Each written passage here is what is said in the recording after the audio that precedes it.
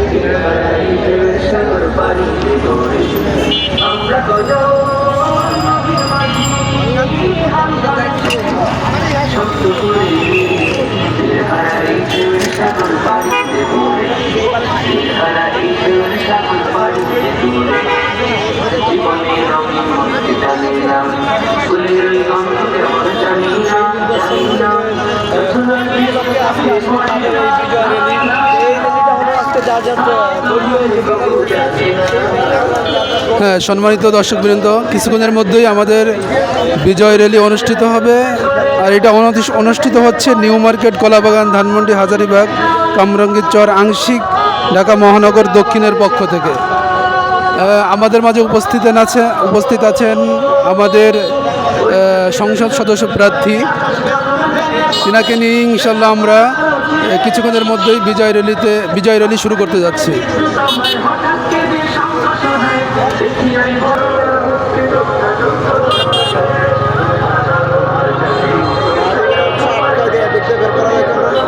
যাক, সমস্যা নেই।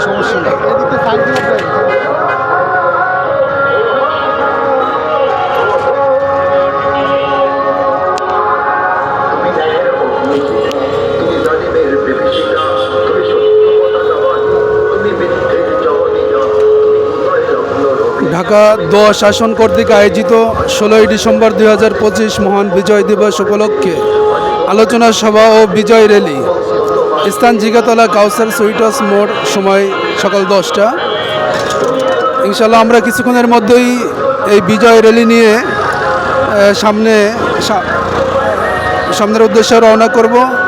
আমাদের এখানে 10 আসনের সংসদ সদস্য প্রার্থী তিনিও আমাদের সাথে থাকবেন এবং আমরা সম্মিলিতভাবে ইনশাল্লাহ 16ই ডিসেম্বরের এই বিজয় র্যালিতে অংশগ্রহণ করব। সকাল সময়ে বলে সকাল সময়ে বলে জন্মভূমির রক্ষীরা সব প্রস্তুতি নাও দিন বদলে।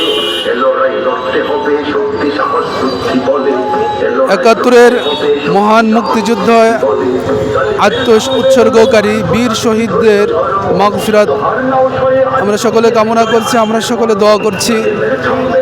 বিভিন্ন জায়গায় বিভিন্ন গানবাদ্যের মাধ্যমে এই বিজয় র্যালি করে, বিভিন্ন জায়গায় গানবাদ্য হয়, কিন্তু আসলে ইসলামের দৃষ্টিতে এর দ্বারাই কোনো নেকি হয় না।